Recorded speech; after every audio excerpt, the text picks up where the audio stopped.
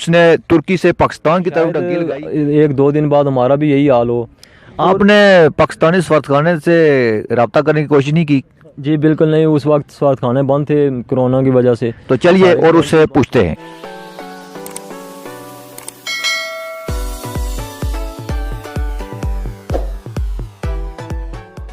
YouTube channel देख रहे हैं अपना समाला टीवी। तो नाज़रीन, मैं इस वक्त अपने घर में मौजूद हूँ और आज हम आपको एक ऐसे लड़के से मिलाने जा रहे हैं जिससे हमने पिछले हफ्ते ईरान से तुर्की की डंकी के बारे में इंटरव्यू लिया था।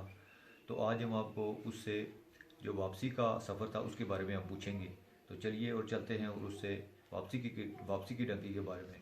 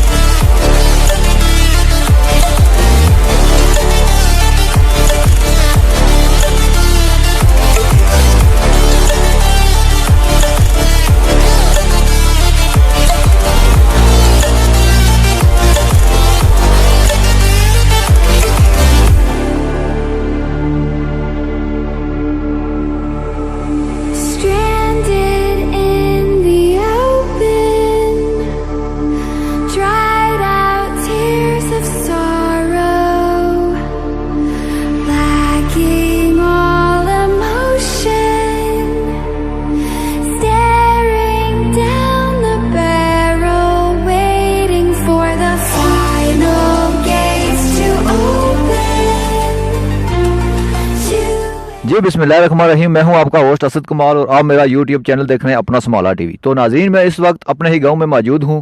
तो पिछले हफ्ते हमने आपको एक रियल स्टोरी एक नौजवान की सुनाई थी जिस लड़के ने पाकिस्तान से ईरान और ईरान से तुर्की की डंकी लगाई। तो वो उसमें नाकाम रहा। लेकिन ये जो हमने आपको उसके जो मंजर बताए थे वो पाकिस्तान से ईरान और ईरान से तुर्की तक थे। तो आज हम आपको नाजरीन को जो उसने तुर्की से पाकिस्तान की तरफ डंकी, आज हम तुर्की से वापसी सफ़र के बारे में पूछेंगे कि उससे वापसी के सफ़र में क्या कुछ दुश्वारियाँ पेश आई। तो चलिए। और अस्सलाम वालेकुम। जी वालेकुम सलाम। हाँ जी, तो आज हमें आप जो वापसी के सफ़र के बारे में तफसीलात है वो बताएंगे। तो हमें बताएं कि जब आप तुर्की पुलिस ने आपको पकड़ लिया तो वापस ईरान की तरफ फेंका, तो आपको क्या क्या मुश्किलात पेश आई? जी बिस्मिल्लाहिर्रहमानिर्रहीम। सबसे पहले देखने वालों को अस्सलाम वालेकुम। तो मैं नाज़रीन को ये बताना चाहता हूँ कि मैंने जो सफ़र पाकिस्तान से तुर्की का तय किया था वो तो मैं पिछले जो है ना एपिसोड में बता चुका हूँ। तो लिहाजा अभी मैं आपको नाज़रीन साहब को बताना चाहता हूँ कि मैंने तुर्की से वापस पाकिस्तान कैसे आया। जी जी। तो नाज़रीन जो हम तुर्की का एक शहर आता है वान से आगे एक झील आती है, उसके साथ ही एक शहर लगता है जिसे अनकरा बोलते हैं, जो तुर्की का दारुल खिलाफा भी है। जी जी। अभी तो इस्तांबुल है, पहले अनकरा ही था। तो अनकरा मेन इसका सिटी है। वहाँ से हम जो है ना जा रहे थे 18 लोग। जी जी। तो वहाँ से तकरीबन वो ग्रुप में निकालते थे, 18-20 बंदे इस तरह करके वो निकालते थे। जी जी। तो हमें अरेस्ट किया उस झील के किनारे से पुलिस ने, तुर्की पुलिस थी जो, तो उसने हमें अरेस्ट किया। उसने तकरीबन 24 घंटे अपने पास रखा। उसके बाद उसने हवाले किया किधर, अपनी जो तुर्की की आर्मी है बॉर्डर पे, उसके हवाले किया। जी जी जी। तो जब तुर्किश आर्मी ने आपको तुर्किश पुलिस के हवाले किया तो उसके बाद उन्होंने आपके साथ क्या कुछ सलूक किया?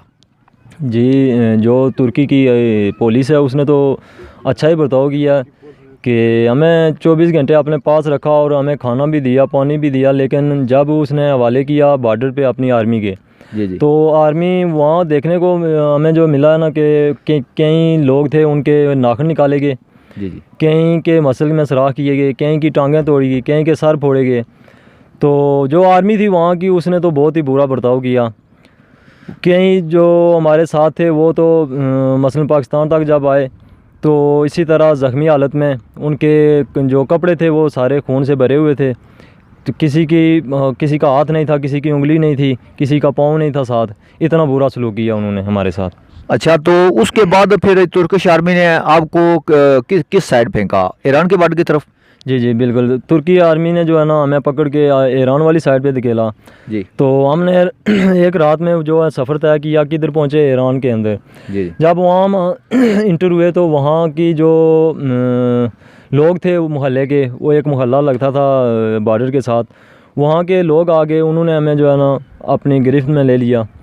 कोई इधर घसीटने लगा, कोई इधर घसीटने। मसलन वहाँ क्या होता है कि तावान लेते हैं, जो भी बंदा आता है उसको पकड़ के तावान लेते हैं। उन्होंने हमें अपने अंडर लिया और हमें बोले कि आप घर से पैसे मंगवाओ।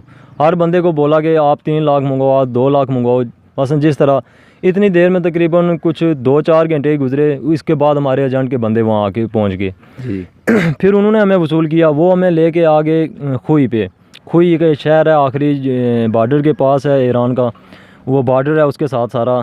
खुई में हमें रखा तकरीबन रात हम उधर रुके। तो वहाँ हमने खाना खाया, रेस्ट की। दूसरे दिन हमारा फिर प्रोग्राम था कि हमने फिर निकलना है, एक दिन रेस्ट करके निकलना है, फिर तुर्की वाली साइड पे डंकी लगानी है। अच्छा सॉरी, मुझे ये एक बात बताएं कि जब वापसी का काफ़िला आपका इधर आया ईरान वाली साइड, तो उसमें औरतें बच्चे भी शामिल थे? जी बिल्कुल, उसमें बच्चे भी थे, औरतें भी थे, बूढ़े, जी जी, जवान, मसलन सब भी थे। उसमें तकरीबन जाते हुए तो 700-800 बंदा था। जब वापसी हम आए तो तकरीबन 500 बंदा हमारे साथ था। अच्छा। तो उसमें औरतें, बच्चे, बूढ़े सब भी जो है ना शामिल ही थे। तो आप क्या कहेंगे कि ये ज़्यादा नारवा सलूक ईरानी आर्मी करती है या तुर्किश? जी, हमें तो यहाँ सुन्नी सुनाई जो है ना कुछ और ही मिलता है हमें कि तुर्की हमारे साथ बहुत अच्छा है, बहुत अच्छा बर्ताव करता है, पाकिस्तानियों को कुछ पूछता नहीं है या इस तरह उस तरह। ये सब बातें असल में देखने और सुनने में बहुत ही फ़र्क है। जी जी। हमने जो देखा हमारे साथ तुर्की आर्मी ने बहुत ही बुरा सलूक किया, जानवरों वाला। आपको बताया कि किसी का हाथ नहीं था, किसी का पाँव नहीं था। मसलन ईरानी भी करते हैं, लेकिन ज़्यादातर हमारे साथ जो बुरा बर्ताव किया वो तुर्की वालों ने ही किया। अच्छा, तो जब आप ईरान में दाखिल हुए वापस डंकी में, तो ईरान आर्मी ने आपको पकड़ कर किधर फिर फेंका? वहाँ हम रेस्ट कर रहे थे, तो मैं बता रहा हूँ कि जा रहे थे तुर्की। दूसरे दिन हमारा फिर प्रोग्राम था कि हमने फिर डंकी लगानी और तुर्की के अंदर हमने इंटर होना है। तो दूसरे दिन छापा पड़ा, हम एक घर मोहल्ला था, एक घर में हम मुकीम थे। तो वहाँ की जो पुलिस थी खुई वाली, उसने हमें अरेस्ट कर लिया। किसी ने शिकायत की तो तकरीबन उसने अरेस्ट किया। जब उसने अरेस्ट किया तो उस मोहल्ले से तकरीबन 300 घर था, 300 घर से तकरीबन 1200-1400 बंदे उन्होंने निकाले। उन्होंने सब इकट्ठे किए, फिर उन्होंने हमें बिठाया, ड्राइवर मंगवाई, वो बिठा के हमें ले गए खुई जो है ना जेल है, उसमें जेल में ले गए। वहाँ हमारा सब नाम पता सब एड्रेस लिखा गया। उसके बाद उन्होंने हमें जेल में डाल दिया। तकरीबन हम 1 हफ़्ता उस जेल में रहे खुई में। उसके बाद हमने जो वहाँ की जो तौर तरीका ज़मानतें जिस तरह हम यहाँ कराते हैं, वहाँ हमने पैसे कोई पे किए। तो उसने हमें पीछे एक ईरान का मेन दारुल खिलाफा है तेहरान, तेहरान में की जेल, वहाँ जो है ना उसने हमें शिफ्ट किया। फिर तेहरान हम तकरीबन बताता चलूँ ये नाजरीन को कि तेहरान जो जेलें हैं, जेलों में बिल्कुल खाना नहीं था, पानी हमें तीन टाइम मिलता था पीने को, बाकी नहाने वाला चक्कर नहीं था। तो इतनी बुरी गंदगी थी कि हमें नींद भी नहीं आती थी। और जो हमारे हमसे पहले जो अरेस्ट हो के जेल में आए थे, उनके सर में जुएँ पड़ी थी। और हमें जो है ना नाज़रीन को बताता चलूँ कि हमें नींद ही नहीं आ रही थी कि जब हम उनको देख रहे थे कि इनके साथ इनके जिस्म पे इतनी जुएँ जो कपड़ों पे हैं, तो शायद 1-2 दिन बाद हमारा भी यही हाल हो। आपने पाकिस्तानी सफारतखाने से रब्ता करने की कोशिश नहीं की? जी बिल्कुल नहीं, उस वक्त सफारतखाने बंद थे कोरोना की वजह से, सारे कैंप भी बंद थे और सफारतखाने भी तकरीबन ही बंद थे सारे। अच्छा, मुझे बताएं कि उसके बाद जब आपको तेहरान उन्होंने वापस किया, तो उसके बाद आप कैसे पाकिस्तान तक पहुँचे? जी तेहरान जब हम जेल में आए तो तकरीबन 11 दिन हम उस जेल में रहे। तो वहाँ भी फिर हमने ज़मानतें दी, जो पैसे थे 7,000 रुपये पाकिस्तानी बनता है, वो हमने वहाँ पे किया। उसके बाद हम आगे पीछे एक और शहर है उसका ईरान का, मुझे याद नहीं रहा उसका नाम, मसलन उसकी मेन एक जेल है, वहाँ उन्होंने शिफ्ट किया। 1 हफ़्ता हम वहाँ रहे। वहाँ से फिर वहाँ हमने ज़मानतें कराई, फिर हमें छोड़ा गया इधर जो तफ्तान बॉर्डर है, तफ्तान बॉर्डर पे हम आए। यहाँ पे उन्होंने हमें 2-3 दिन रखा। उसके बाद उन्होंने रब्ता किया पाकिस्तानी आर्मी से कि आपके FC वालों से रब्ता किया होगा। जी बिल्कुल, FC वालों के साथ रब्ता किया कि आपके पाकिस्तानी इतने बंदे हैं हमारे पास। तो फिर उन्होंने दिन बताया, डेट बताई कि फ़लाँ दिन हमने आपसे ये बंदे वसूल करने हैं। तो 3-4 दिन हम उनके पास रहे। उसके बाद जो है ना उन्होंने हमें FC वालों ने कोयटा में, तफ्तान कोयटा के साथ जो बॉर्डर है पाकिस्तान का, वहाँ उन्होंने हमें वसूल किया। और तकरीबन एक आता है चागी थाना, उस थाने में हमें ले गए। तकरीबन वहाँ हम 700-800 बंदे थे। अच्छा, तो 24 घंटे वहाँ रहे। फिर उन्होंने बोला कि घर से आप 12-12 हज़ार रुपये मंगवाओ, आपकी ज़मानतें होंगी तो फिर आपको छोड़ा जाएगा। अच्छा, हमारे जो पाकिस्तानी FC वाले थे, उन्होंने आपके साथ कैसा सलूक किया? जी उन्होंने तो अच्छा ही सलूक, उनको कोई मारा पीटा तो नहीं है, बस जो हमने पेमेंट की है 12-12 हज़ार रुपये, हर बंदे ने घर से पैसे मंगवाए, तो वहाँ हमने पैसे पे किए। तो तकरीबन 24 घंटे उन्होंने अपने पास रखा, कागज़ी कार्रवाई थी जो भी था उन्होंने पूरा किया। उसके बाद उन्होंने हमें अपनी एक ड्राइवर मंगवाई, उसका भी किराया हमसे लिया। फिर उन्होंने हमें कोयटा के लिए रवाना कर दिया। फिर हम कोयटा पहुँचे, तो वहाँ आके हमने जो है ना नहाए धोए, बाल वगैरह कटिंग वगैरह करवाई। अच्छा, कपड़े और लिए जो पहले पहने हुए थे उसमें तो आपको बताया कि बहुत ही गंदे थे और जुएँ पड़ चुकी थी, तो वो हमने उतारे और नए कपड़े लेके हमने पहने। तो उसके बाद हम होटल पे एक कमरा लिया, वहाँ एक दिन जो है ना हमने रेस्ट की। उसके बाद हमने टिकट ली लाहौर की कोयटा से, फिर लाहौर पहुँच आए। अच्छा, तो नाज़रीन, इस लड़के की आपने रुदात सुनी, यकीनन बहुत ही दर्दनाक रुदात है। तो हम आपको इसके यहाँ से ईरान और तुर्की तक के जो क्लिप्स हैं वो कुछ इस लड़के के पास हैं, वो भी हम अपने वीडियो में डालेंगे और नाज़रीन तक पहुँचाएँगे। तो आप आजकल के जो नौजवान जो यूरोप के ख्वाब देख रहे हैं, उनको क्या आखिरी पैगाम देंगे?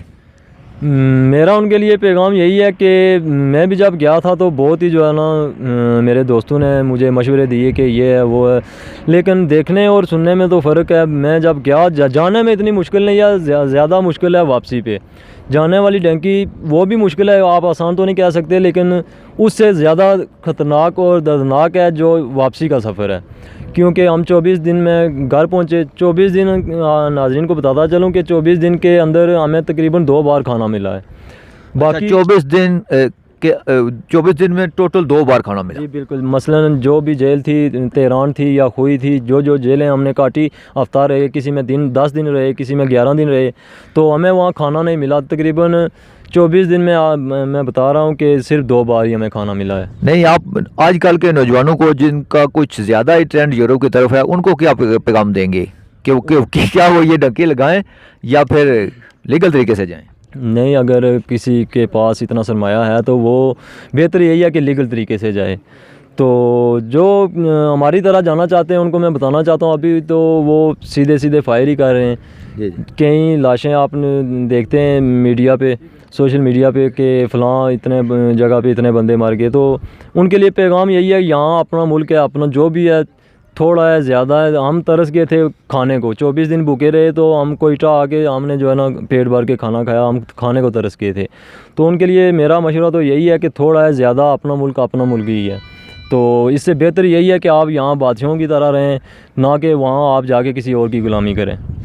तो नाज़रीन, आपने इस लड़के की बात सुनी तो यकीनन आपके भी दिल पर इसके कुछ ना कुछ असरात मरतब ज़रूर हुए होंगे। तो आज की वीडियो ख़त्म करने से पहले मैं जितने भी व्यूवर इस वक्त मेरा चैनल देख रहे हैं, जो मेरे चैनल पर नए आए हैं, तो प्लीज़ उनसे मैं रिक्वेस्ट करता हूं कि मेरे चैनल को लाजमी सब्सक्राइब करें, लाइक करें और दोस्तों में शेयर करें। तो ठीक है, मिलते हैं फिर अगले व्लॉग में। तब तक के लिए इजाज़त दीजिए। अल्लाह हाफ़िज़।